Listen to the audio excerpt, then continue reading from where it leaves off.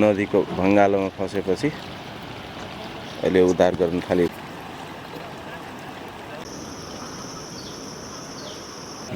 अब बोट अगाडि बढ्दैछ।